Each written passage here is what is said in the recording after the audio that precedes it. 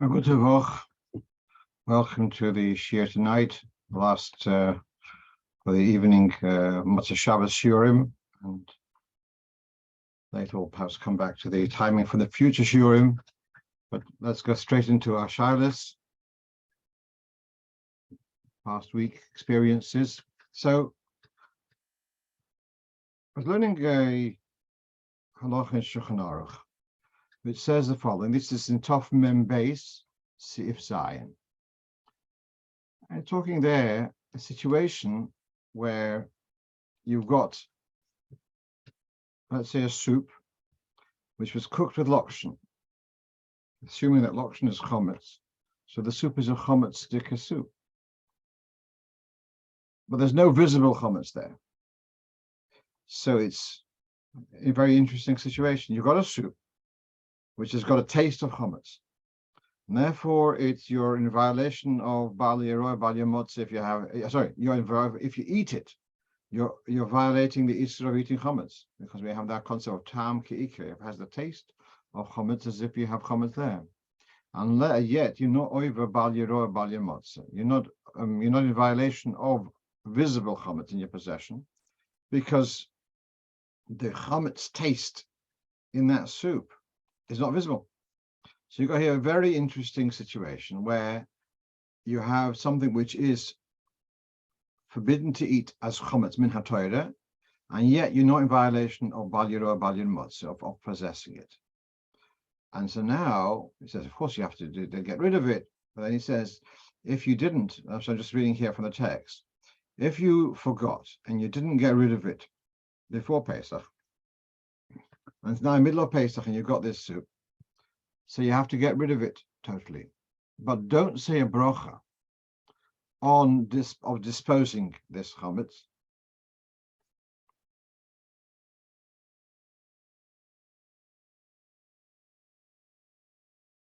because there's no Bal Yeroi. Does anyone have a? Can you hear me? Okay, someone said you can't hear. Okay, so then he says, let's read this again. Don't say a broch on this disposal, because you're disposing of it in order not to eat from it. You shouldn't come to eat. But the actual disposal is not a mitzvah. And therefore, you can't make a brocha al biur chometz. So here we have a very interesting situation. There's a duty to dispose of it, and yet there's no brocha of Bal Yeroi, Bal Yemotz. No brocha al biur chometz, because there's no Bal Yeroi, Bal Yemotz. So I was thinking to myself, reading this halacha, what happens if I move into a AirBNB during Pesach, and there's Chometz there? I don't remember ever being in AirBNB myself, but I would imagine what happens. The previous user, let's say, left a packet of Weetabix. Doesn't have to take it with, so it's left there available for the next user. So when I move into the AirBNB, I'm not interested in being koiner, to acquire any of the Chometz which is there. Of course, I have to do bedikas Chometz. That's for sure, because there might be Chometz lying around, but it's not mine. That's what I thought. And therefore, this is my question, which you have on the sheet. If during Pesach I move into AirBNB premises, must I do bedikas Chometz with a brocha? And what do I do with Chometz, which was available for my use? So there's two questions here. Number one is, do I have to do bedikas Chometz? Number two, if I do find, I don't have to look, I don't have to search. I see on the shelf there's a packet of Weetabix. Do I have to go and flush it down the toilet or something? Now, more likely scenario is someone hires a car during Pesach. So cars, as we know, tend to have food left in pockets here and there. And even if the car had been valeted, had been cleaned, but it's very likely that there should be tucked away somewhere a biscuit.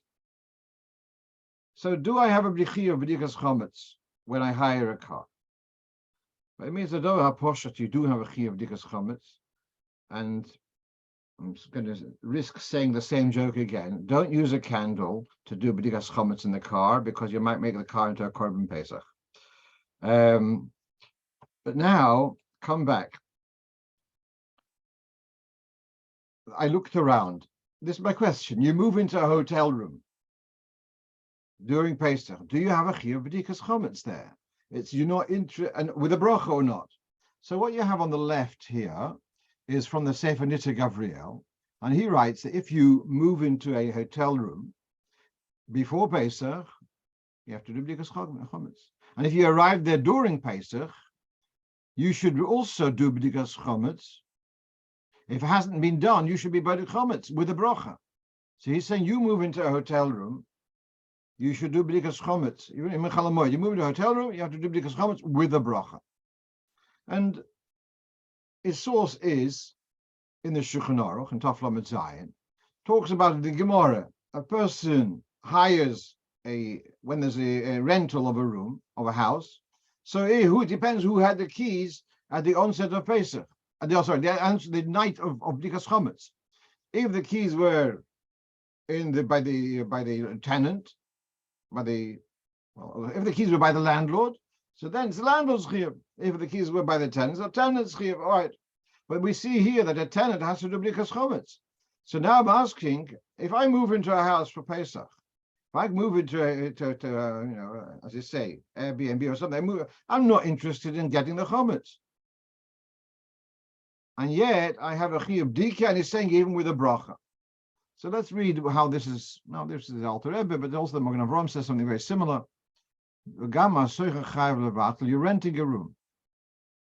Even if you moved in after Pesach, as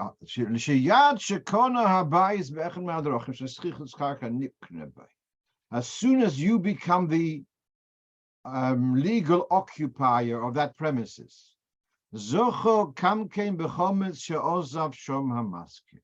as soon as you move into that hotel room, you become the owner of the Chometz, which the owner had left there. The owner, the landlord, had left there that Weetabix. As far as he's concerned, it's hefker.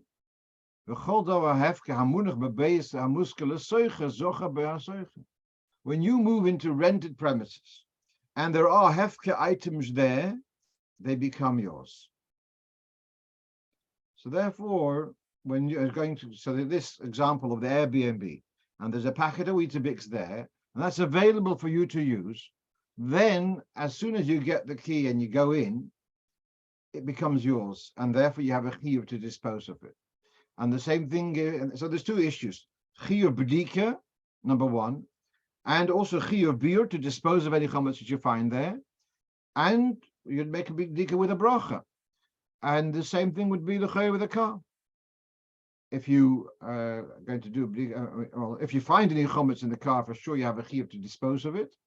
And the shiur, you should be making a b'dika with a brocho. But okay, well, let's leave that as a question. Right. A couple of things that come to mind. If you are in a hotel room, a typical hotel room, you open up the fridge, so then you'll see there beer, etc. I don't think that's the same as the AirBNB, the Weetabix, because in the hotel room they have their takir beer, but then that's not yours. That if you want it, you're going to have to pay, and when you check out, they will check. You get your credit card. You had a glass of beer, a can of beer. You're going to pay for it. It's not yours. It's not hefker for you.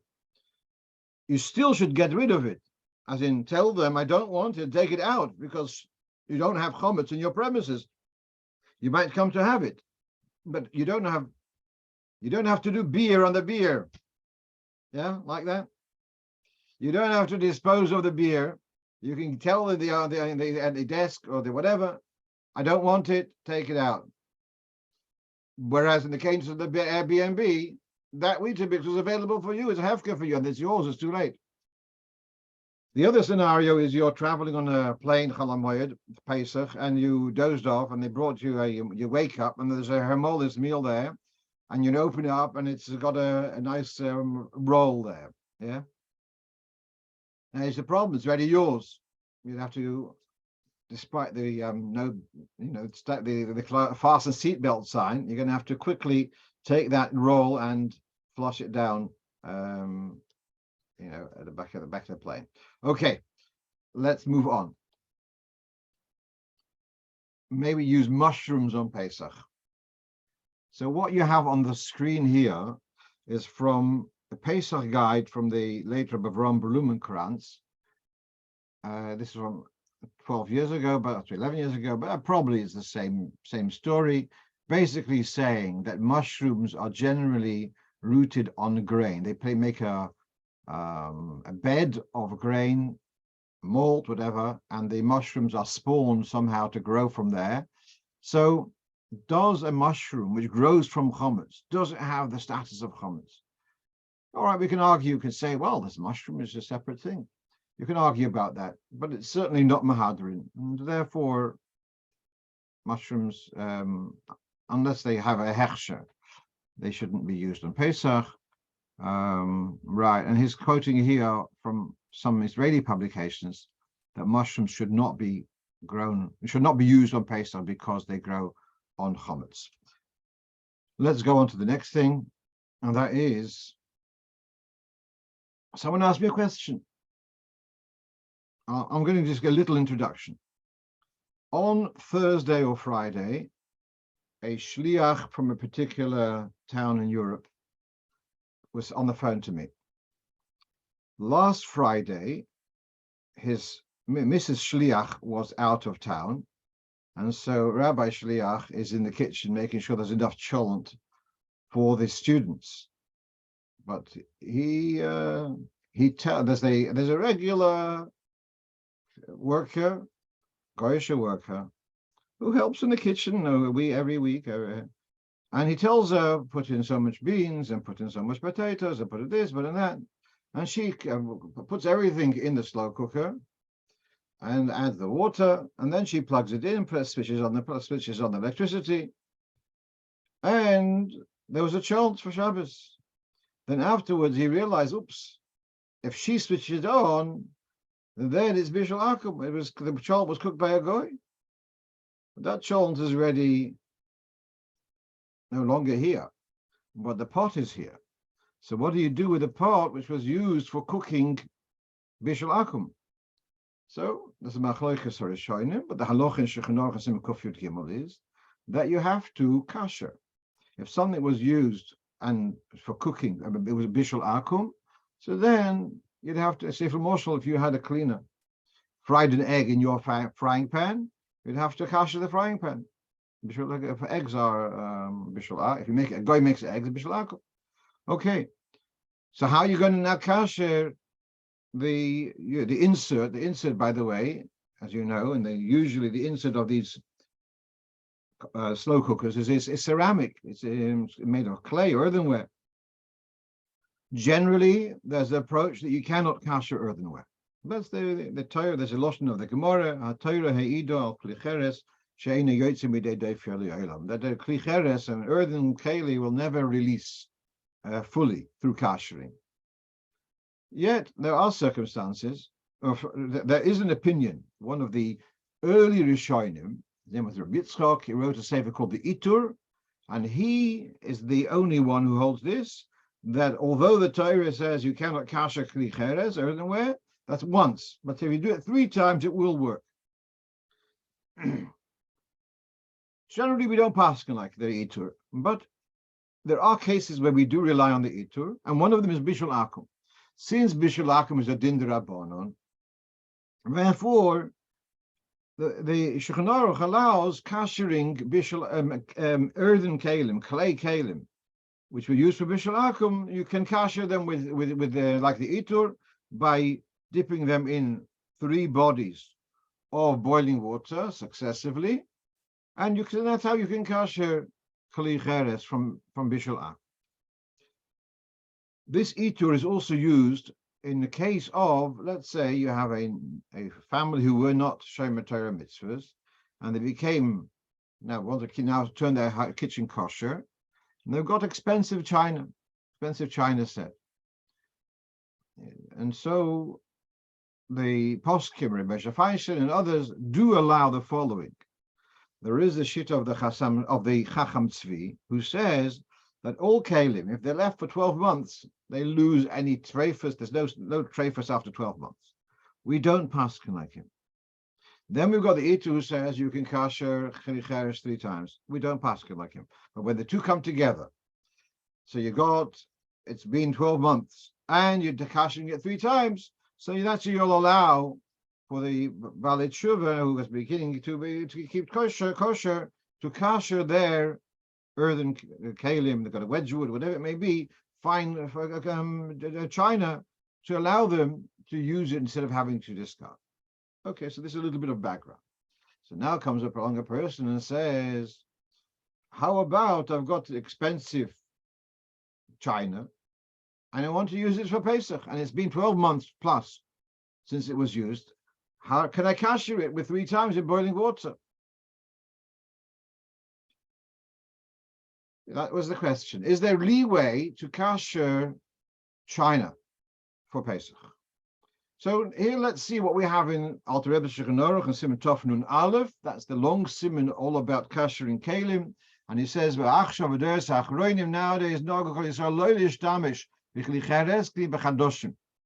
we for Pesach we use new designated for Pesach. But used earthen kalim, even if they're only used with cold. Even if it's just used in cold, we wouldn't use them for Pesach. That's the minhag. So certainly not. There's no kasherings. So you ask, why not? The answer is very simple. This family have got this chet of china and it's very valuable. You tell them it's treif, it has to go to the bin or the second-hand shop. Here, they've got Chometz kalim, and they say, I want to use it for Pesach. Don't use it for Pesach. I'm telling you to throw it out. I'll tell you use it for Chometz. There's no waste. Use it for Chometz. There's no loss of money here. All right, you'd like to have it for Pesach. You'd like, but it doesn't. I'm not telling you to. The halacha is not dictating that you have to discard it. Use it for a whole year. So there's no loss involved. And therefore, the bending backwards to accommodate would be done for not to throw it out, but to make it for Pesach. Use something else for Pesach. Kopani, that's my understanding about it. Let's move on. Right. Now, a lot of people are asking how about the sold Chometz.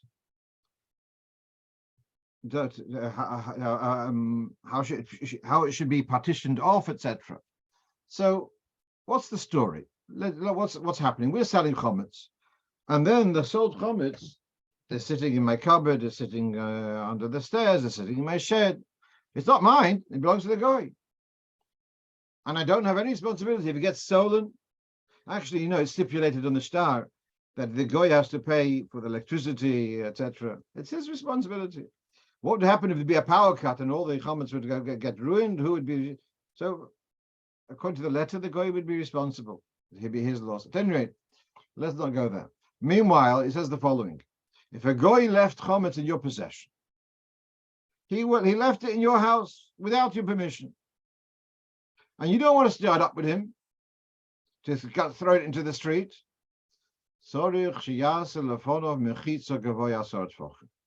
You have to erect a barrier of 10 tefachim high between you and the goy's Chometz, which is in your premises. That there should be a heker, should be a recognition, a reminder, and you shouldn't violate this Chometz. You shouldn't come to use it. So there's an idea that if a goy's Chometz in your possession, it has to be behind a mechitza of 10 tefachim. And it goes a little bit more detail. This mechitza has to be made medova kavua. It has to be made from a permanent kind of rigid kind of substance. It's going to obstruct the passing through. Not from a sheet which is just hanging. So because you can walk under the sheet. So we have here a special din that chometz of a goy in the premises of a yid, it has to be sectioned off with a screen, and that screen has to be rigid, not just a hanging curtain. So if you wonder how, if you have chometz in one side of the house, one side of the basement, just covering with a sheet would not be enough. So often people ask this question, and I ask them a little bit, what is it which you have under the sheet? Is it just some toys which you couldn't be bothered making Pesachdik? Okay, for that, okay, cover it with a sheet.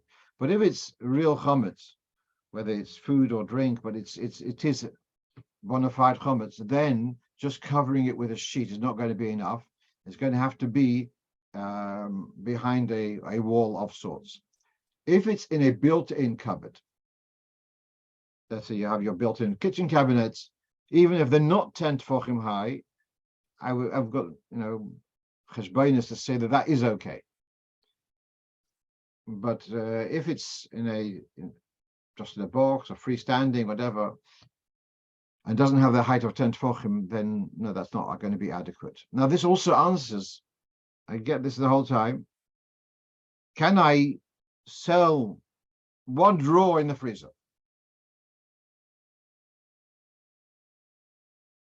Making a whole freezer Pesachdik, but I want to keep one drawer and wrap it with black bags, and that'll be one drawer will remain Chometzdik. So I'm not agreeable to that, because I don't see the mechitza of 10 tefachim. I know it's got a black bag, I know that, but if there's a halocha of 10 tefachim, whereas if you'd say I'm going to sell the whole freezer, although it's a fridge freezer unit, so the whole freezer will be closed and with a tape, whatever. Okay, then possibly you have the 10 tefachim, but just one drawer within. I'm just actually I don't know. Perhaps I shouldn't be asking the question, but I'm curious. What is it that people are so desperate to hold on to that they have to sell the chometz of this one drawer? What is it? Is it bread that they're desperate? There won't be bread after Pesach. Is it a soup? What is it exactly which people seem to be very concerned that they have to? The whole sale of chometz was instituted, as perhaps I've mentioned before. A fellow is on a boat and a ship, and he's worried he has his chometz supplies and he won't have anything afterwards. So then he sells it to a guy in the ship. You have commercial interest. You've got a brewery. You've got a whole shop. I understand. On the domestic level, I can understand if you've got a stock of whiskey, it's going to be, you don't want to rush through it. I can understand. But food-wise, what is it? What's the desperation? Why can't you just get rid of the stuff? We have to have stuff in the freezer. I don't. Whatever. Don't ask me now. But I am curious. What is it that people are so desperate to sell in chometz? And just to clarify, kitnias, for example, is not chometz. So if you've got a packet of peas, frozen peas, you'll have to keep it. All right, you want to lock it away. It's not chometz. You'll have to have it in your possession. Even a soup, which is cooked in chometz kalim, is also not chometz as such. I'm not advising you to have it, but I'm just saying that I'm just curious why the people seem to have quantities of chometz which they are somehow need to sell. Okay, fine. Next. So here we have this is a quote from Rav Landau, Bianca Landau, and his recollections of the Erev Pesach when he was in Rostov with the Rebbe Rashab. So it's printed in Oitzim Minhagi Chabad, being published earlier. So he writes the following: one time the Rebbe Steiner Sorah said to me, we need to do bedikas Chometz in the kitchen, the Pesach kitchen. They had a room which were designated for cooking for Pesach. This was the eve of Rosh Chodesh Nisan. The room had been already prepared, had been made kosher Pesach, and it brought in the wine and other stuff. Then the Rebbe Rashab said, but they didn't clean the walls. So he wants they should take it out and take out the wine, whatever, and clean the room again. After cleaning the room again, so the Rebbe said to me, we need to do bedikas. So I went into the Rebbe and asked him, what's this bedika? So the Rebbe says the following. Bichlal, when you prepare a room before Pesach, for Pesach, Al Pi Roiv, mostly people then forget completely to do bedikas Chometz there. And even if they do bedikas Chometz, it's a bit diluted. You delude themselves. Because there's already all different things there. And therefore the bedika is not going to be a successful, not going to be go properly. Here there's the onions, and here is basically whatever, the stacks of stuff, the supplies in the room all over. And therefore, you're going to do bedika as far as you're concerned. This is already a Pesachdik room. What are you doing bedika for? And therefore, he says, when we were back home, I was mostly not home before Pesach, and I would write a letter to Nachman, who was the home attendant, the Misharis, that he should be bedikas the room when they make the room Pesachdik, as they did of when a person is traveling. So the Rebbe Rashab, this is in Rostov, but he's saying that they also back in Lubavitch, before they moved to Rostov, that the room which was going to be made Pesachdik for the Pesach kitchen or the Pesach supplies, so then once it had been cleaned adequately for the transfer for Pesachdik stuff, for Pesachdik use, they would do bedikas Chometz before the actual switch out. So I asked the Rebbe, he says, but the one who's traveling, he has to do bedika because he won't be able to be at the right time. But here we can do the bedika on the night of bedikas Chometz. So the Rebbe again said, but then the bedika on the night of bedikas Chometz in this room is going to be a diluted bedika, and therefore you should do bedika before without a brocho. So here we're seeing very clearly the Rebbe Rashab's position.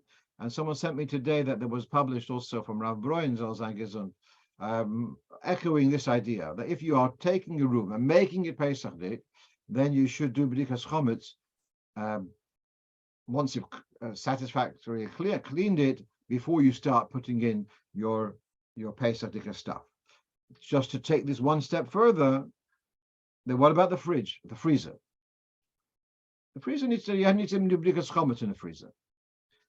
There's lots of crevices in the freezer, and if you've got wire shelves, for sure there's sometimes stuff stuck between.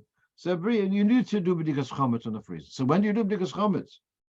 Going to be when the night, but it comes Erev Pesach Mamish, is going to be full of hopefully of stuff for Pesach.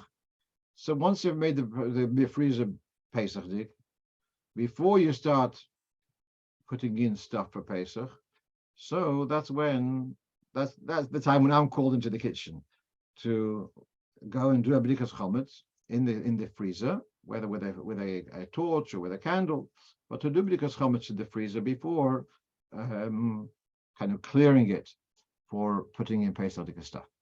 I hope that's clear. Let's move on. Right. So here I got a shiur that someone a shliach knows someone who's traveling to Japan on a Friday morning. Now, as we know, if you're traveling to Japan due to the time difference, by the time you're going to arrive in Japan, it's going to be Shabbos. So he's asking the question, this guy is going on Friday, this Friday, next Friday doesn't make a difference. Can I give him a box of matzah? It means that on arrival, he's going to be, in addition to his regular luggage, he's going to have another item, which is a box of matzah, and he's going to take it from the house, from the airport to the car, from the car to the hotel, etc. So I had a similar question, perhaps a bit more extreme, several years ago, 10, 15 years ago. A lad who was duly inspired to put on tefillin every day, and it's like an hour before Shabbos, and he calls up his shliach rabbi at campus, rabbi, and he says, Rabbi, I'm going tonight to Holland for 10 days, and where I'm going to be, they're going to no chance of borrowing tefillin. Should I take my tefillin with? while he's traveling on Friday night. Now, this is the kind of shilas which you only get in Lubavitch, yeah? He's traveling Friday night, and he puts on tefillin and is asking whether he should take his tefillin with when he travels Friday night. Now, the question in a different form existed even the First World War. You had Yiddish soldiers, and they had their backpack of their essential supplies and the tefillin. And if they are sent on a mission on Shabbos, they take their pack with them. Do they take their tefillin? So the Chofetz Chaim says that they should. The difference is that there's the essentials, which is pikuach nefesh, and they're taking the tefillin with. So it's part of a package. So the tefillin is not its own. It's kind of the carriage of the tefillin is kind of exonerated by the pikuach nefesh stuff supplies. Here, in the case of this lad who's traveling to Holland, whatever he has there is probably not pikuach nefesh. And therefore, there's nothing kind of to say, oh, he's already taking essential stuff, therefore he can take the tefillin. There's no heter. So I actually said that he should not advise him to take tefillin. Maximum I would say is tell him I cannot answer such a question. If you go on to tell him don't take the tefillin, tell him I can't answer. And coming back to the same thing here, to give a person the matzahs, and you know that he's going to carry them on Shabbos in a way which is forbidden. That I think is a problem, because you are adding. He's like this. He'll be carrying 20 kilos, and now he's going to carry 21 kilo on Shabbos in a forbidden way. So we shouldn't really be giving people stuff to carry on Shabbos. It might be a bit surprising for some, but that's the feeling I have about it at the moment. Okay, let's see. Someone on the chat says, "Do we say brocho on bedikas chometz, checking the prepared freezer kitchen even though it's 2 weeks before?" The answer is no. You never make a brocho on bedikas chometz other than on the night of going into the 14th or later. So we had the AirBNB, etc. That would be during Pesach, might be to make a brocha. But if you do bedikas chometz earlier, and thanks for asking that, no, you would not make a brocha earlier than the eve of the 14th. So it's a bedikas, and the same thing, the person who's traveling, doing bedikas chometz, they would do bedikas chometz but without a brocha, because it's not the time which was instituted by the Chachamim. Thank you. Let's move on. So here, someone was asking about what's the time for here's the following question. There is a time which is called Tzesek Achavim, which is when 3 stars are visible. And in this, we know that there's a difference in other poskim. The Alter Rebbe has an earlier Tzesek Achavim time than other poskim. Generally, for Ma'ariv, let's say, we follow the Alter Rebbe's Zman, as we go for Shema, etc. It's considered night. But when it comes to Motzei Shabbos, we've always kept to what we call the Shtot Zman, the later time, which could be even 20 minutes later. When it comes to lighting candles the second night of Yom Tov, so bearing in mind that second day of Yom Tov, Min HaTorah, is a weekday. And therefore, you could not do something, a malacha, on day 1 for day 2. So therefore, the general minhag is that lighting candles the second night of Yom Tov will be at the time of Motzei Shabbos, if it were a Shabbos. Yeah? So here it becomes an interesting anomaly. You look on the calendar, it says that Tzesek Achavim is 10 to 7. Then it says candle lighting is 10 past 8. Sorry, 10 to 8, and it's 10 past 8. It's a difference of 20 minutes. In a public Seder setting, 20 minutes is a lot of time. And so they're asking, do we have to wait to start the Seder until 10 past 8, when Tzesek Achavim was 10 to 8? This is the dilemma.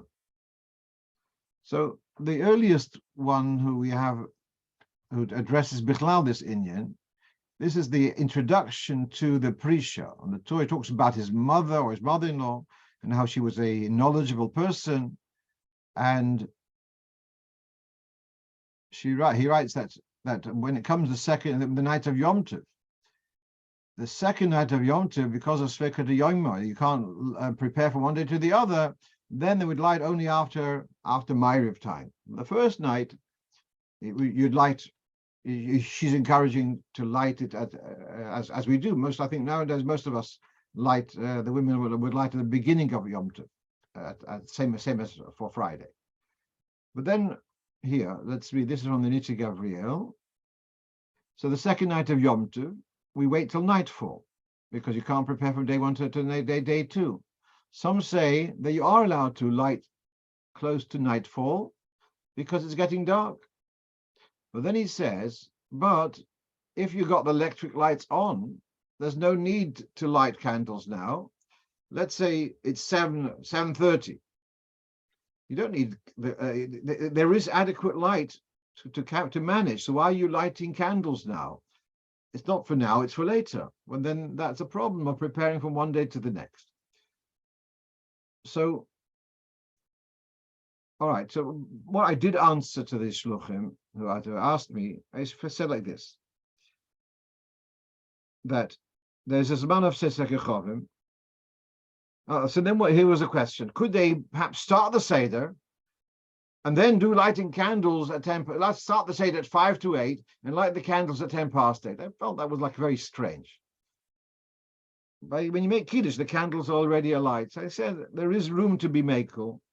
That let's say you have this man of Pesach Chovim and give it another 5 minutes, and after that the women could light the candles. And although it's a little bit earlier than the time which is literally written in the calendar, but I felt that it is permitted to light a little bit earlier. And we're not talking about Chas v'Sholom when the first day is Shabbos going into Yom Tov. I'm talking about this Yom Tov to Yom Tov. So from the Zman of Pesach Chovim, which is, let's say, this example was 10 to 8, let's say 5 to 8, you have a little bit of a Tosfos Yom Tov, and then you could light the candles and then go straight into the meal. That's all for the Seder night, yeah? Because the Seder night you can't start much early in any case. When you've got 2 days Yom Tov, and jumping ahead perhaps for the last days of Yom Tov or for Shavuos, what happens if you're having the meal an hour earlier? People are having Ma'ariv early. Let's say the second night of Shavuos, they'll have Ma'ariv early, and they're having the meal early. What do you do about lighting candles? So I would say you light candles before you start the meal. The fact that and even though the Luach says it's going to be lighting candles at 10 past 10 or something like that, but if you're starting the meal at 9 o'clock, so you light candles before you make Kiddush for the second night. Okay, well, that one perhaps we'll come back to that when it gets closer to that time. Right. Someone's asking, when you do the bedika early, apart from no brocho, do you deliberately put in some wrapped chometz? The answer is no. No pieces. You're looking for chometz, yeah, but you're not going to put in the wrapped chometz or anything like that. It's just pure, simple chi of bedikas chometz, not with the other, for want of Yiddish, another word, all the other pitchivkis with the bits in there. It's just to make sure, with a candle or with a torch, to make sure that there's no crumbs left there. Let's move on. And here was a question that a community loaned a Sefer Torah to another small shul, and it was reported that they had found a psul, had found a letter misspelled or something like that. They returned the Sefer Torah with the good news that they found a psul. And they said it's the end of this Sedra. And then the Sefer Torah had been rolled. The poil, they can't find it. So you got here a situation where you got a Sefer Torah, you had a report that it was possible, and now you can't find it. You can't fix it because you can't find it. So what do you do now? So a similar but a more complicated situation is addressed here. You hear in Piskei Tshuva in Yeridea, the Sefer Yad Eliyahu talks about the following.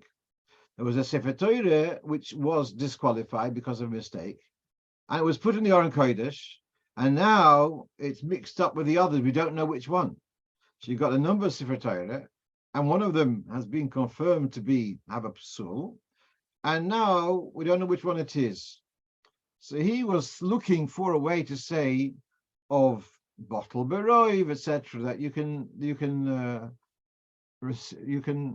use the principle of following the majority, and therefore it's going to somehow become kosher because the majority are kosher, or something on those lines. The Chassam Sofer addresses a very similar situation, and the argument is that this doesn't work. And let's explain. I'm sharing this because it's an interesting explanation. That if you have a kosher food, let's say kosher soup, and a bit of chazer fell in, the 60 times kosher against the chazer becomes kosher. Bottle b'shish.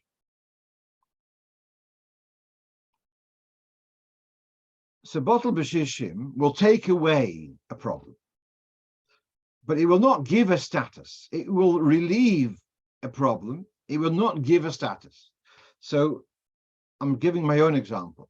Let's say you have a mezuzah which was written by a goy. Far-fetched, yeah? But you have a mezuzah written, you know it was not written kosher. It looks perfect, but it's no good. And it's now mixed amongst another 50, 60, 100 mezuzahs. Does it become kosher? It's not that it has an issur on it, and the issur is going to be dissolved. Here it has to have a status. It has to have l'shem mitzvah, and mitzvahs, and it's not going to become kosher. It's not going to become l'shmo through bittul. Bittul is going to take away a problem. It's not going to give it a status, and therefore the mixture of the Sefer Torah is not going to make the kosher, the not kosher one kosher. It's not kosher. So bittul doesn't really work. In this particular instance, though, my feeling was that the person who had said that they'd found a psul was not so reliable, and they said they found a problem. Perhaps they and just adding, and we've discussed this more than once, the position of the Rambam, not in Sefer Hayad. The Rambam in a tshuva writes that a posel of Sefer Torah is kosher for reading. When it says if a Sefer Torah is missing a single letter, the Sefer Torah is posel, that means that you have forfeited the mitzvah of writing a Sefer Torah. Like if you have one letter missing in the mezuzah is posel. So here there's a mitzvah of writing a Sefer Torah, there's one letter missing, it's posel. But who says that Kriyas HaTorah has to be with a kosher Sefer Torah? The greatest proof to this is, it says something more you might think, we don't use a chumash as in a scroll of Vayikra Bamidbar. You don't use a scroll just of Vayikra to do Kriyas HaTorah because it's disrespectful to the congregation. If it's just got Vayikra, it's got 80% missing. And you say the only thing is because it's a kavod hatzibur. So that the Rambam's argument is that a Sefer Torah which is missing a letter does not disqualify it for Kriyas HaTorah. Therefore, I'm combining 2 points over here. One is I don't fully rely on the report that it's possible. The second point is that even if it is possible, that doesn't mean you can't do Kriyas HaTorah. Let's move on. Someone's asking the following. We can do bedikas Chometz by day in a place other than home without a brocho, right? Well, normally, ideally, bedikas Chometz should be done by night. So let's say if you've got an office, and even if you're not doing bedikas Chometz or the night of bedikas Chometz, you're doing it a day before. Preferably should be by night. If for whatever reason you cannot do by night, then you do it by day. Also, if there's lots of natural light, you could do bedikas Chometz by day, but generally bedikas Chometz should be done by night. Irrelevant whether it's a brocho or not. Someone's sending me some information about the growth of mushrooms. Well, obviously, I'm not going to start looking it up now because I don't want to keep you all guys twiddling your thumbs whilst I'm looking at a website.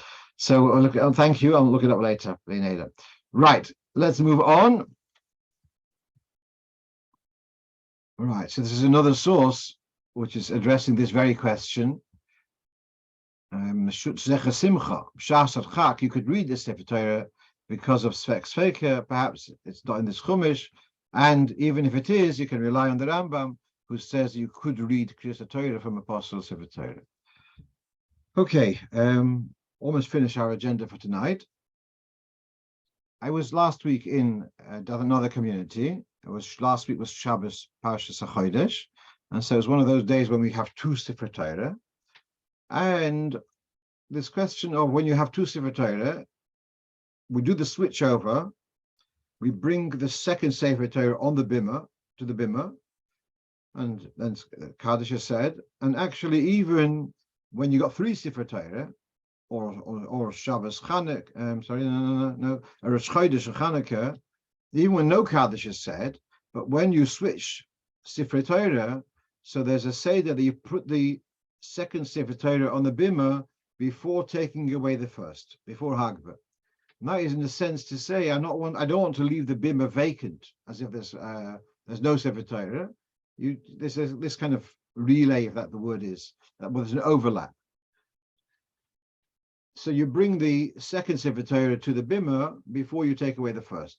My question is, which side do you put the second Sefer Torah, to the left or to the right? So in our shul, we've always been doing, as far as I remember, putting on the new Sefer Torah is put to the right, and the older Sefer Torah is to the left. But I did I looked up, and here in Piskei Teshuvos, he quotes here from Rav Nasha Klein to put it on the left, to put the new one on the left. So let's read this inside. So this is a quote from the Shulchan Aruch, that we take the second Sefer Torah, we put it on the shulchan, as in what we call the bimah, before Kaddish, and Kaddish is said with both Sefer Torah on the bimah. And then he says you put the second one to the left of the first one. It should be closer to the Baal Koireh. Otherwise, it'd be a question of Ma'avir al HaMitzvahs. I don't really understand what he means, that it should be closer to the Baal Koireh.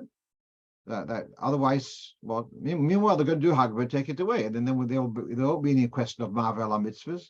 So why don't see why he has a problem of having to put it that way. So he writes, he's the only one who's quoted in various malaktim to put the second Sefer Torah on the left.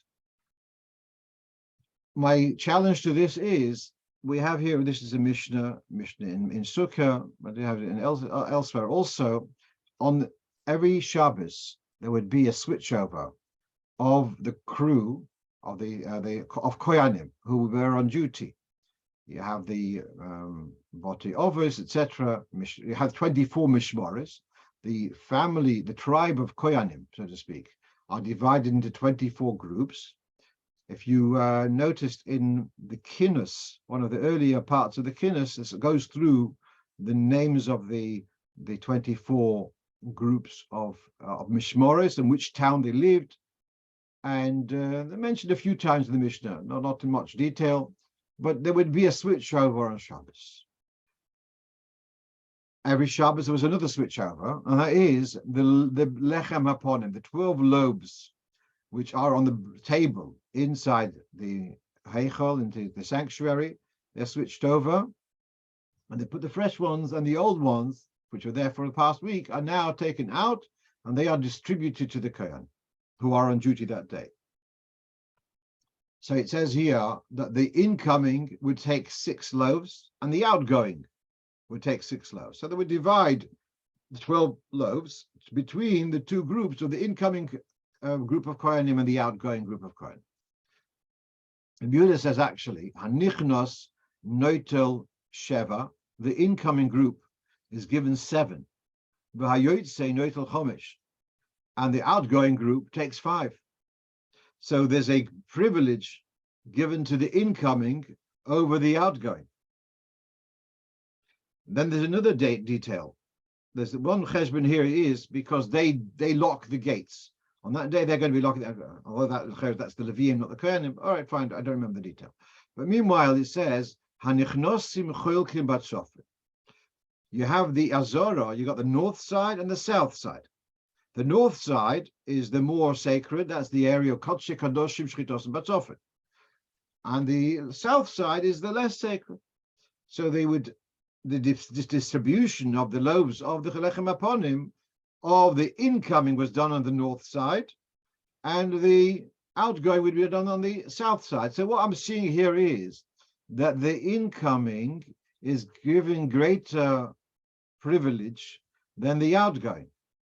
So that's why I'm thinking that the incoming Sefer Torah should be placed on the right because of the chashivas of the incoming Sefer Torah over the outgoing Sefer Torah. But as I say, the only one in the Poskim who addresses this is this Menashe Klein in the Mishnah Halochos. And I'm curious to know what other communities are doing. And someone is writing here, perhaps the Bima referred to the Pisket Shuv was wide enough to do Hagver and leave the second. That's another issue of whether you have it during Hagver. But for sure, you have a Shulchan Aruch that says you have to bring the second Sefer Torah before the first. No question about that. All our question is on which side you put it. Okay, another couple of minutes, and I want to share with you the following. Okay, so this is, it's not on your sheets, and added just to make up the minyan. So another ha'ora. And there are Lomde Shi'idin who are also listening now or to the recording, and I'm a little bit puzzled here. This is in Siman Tov Ayin Hey, Sif Yud Ches, talking about koyrech. It talks here about koyrech is you're fulfilling mitzvahs morer. According to Hillel, you're only fulfilling mitzvahs morer when you have the koyrech. Therefore, you should not chat b'dovo she'ein me'inyan hasuda. You shouldn't really talk about stuff which is unrelated to the meal from the brocha alachilas matzah until after koyrech, so that the brocha of alachilas matzah and the brocha of morer should be included for koyrech, according to Hillel. Then he says, if you did talk b'dover she'ein min hasuda, then b'dover she'hu me'inyan hasuda. And again, there's hard someone makpid not to talk about stuff which is irrelevant to the Suda and from Alachias Matzah until after Gafi Koyman. I'm asking a simple question. There's a mitzvah of Matzah, there's a mitzvah of Morer. And so I understand you shouldn't interrupt about unrelated things between Matzah and Matzah, between Morer and Morer. So the brocha should be, what's the chicken soup got to do with it? I'm talking about if I'm me'inyan suda, so between the brocha alachilas morer and having the koyrech, I'm allowed to talk about the chicken soup. It's allowed because it's me'inyan suda, but it's got nothing to do with the mitzvah. So why is it again and again 4 times in this sif me'inyan suda? You should have been talking about me'inyan ha-mitzvah. More, matzah, whatever. Why are you talking about Suda? That was what bothering me. It's been bothering me for years. What occurred to me, and if someone's going to demolish it, it's okay. Just a swara. The Suda on the night of Pesach is part of the celebration of Pesach. So it's not, if you talk about the chicken soup or the dessert, or you're talking about whatever it may be, what was going to be served tonight, all of that is celebrating Pesach. And therefore, it's not talking about whether Spurs beat Chelsea. It's talking about something got to do with the mitzvah. It's got to do with tonight's mitzvah, whether it's matzah or morer. The whole meal is also me'inyan ha-mitzvah. The Lashon me'inyan ha-suda, by the way, I looked it up, is in the Alter Rebbe Shulchan, in the Mechaber also, in the in Yosef Karo writes that also there's the word me'inyan suda, and probably from earlier also. But I'm just suggesting that because this night is a night of celebrating the Yetzias Mitzrayim, so the whole meal, even the not matzah morah stuff, is also a mitzvah, and therefore it doesn't constitute a hefsek. B'diavad. L'chatchila we said, even if me'inyan suda l'chatchila you should avoid, but if you did, it wouldn't be a hefsek. Just I'm going to finish off and share with you. We watched the Living Torah tonight, and we saw again and again that Rebbe was asking a child, "Do you prepare the kasher? Do you know the 4 questions?" And then he says, "Does the father know the answers? Do you know the answer?"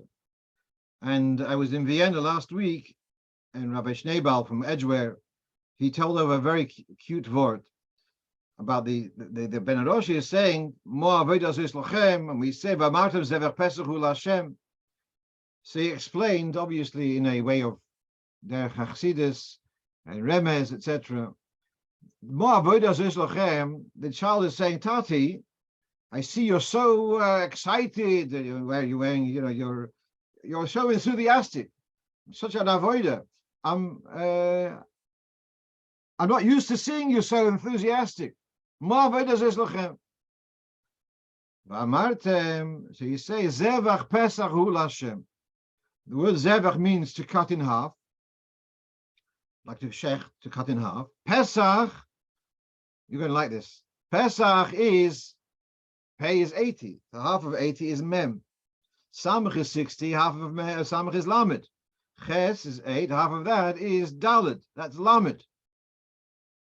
Half of Pesach is lamed. Lamed yoim lifnei Chag, 30 days before Pesach, you start learning about Pesach. And then it's 30 days, and it's lama to learn. So when you learn before Pesach, you spend the time before Pesach. That's the father's answer. I didn't just land in the Seder, without preparation. You ask him, how am I enthusiastic? So the answer is, you have to spend time preparing for the Seder. And so that's going back what the Rebbe said, and again, and that's what I'm taking from the Rebbe saying to these people, to the fathers, do you know what to answer? We have to, in addition to preparing, chicken soup, we also have to prepare to know what to answer to the children. We have to know what's the message to take away from Pesach. So now we're ready. We have less than Lamed Yom, but to use when you have a spare moment or find a spare moment to prepare something to share at the Seder with your family.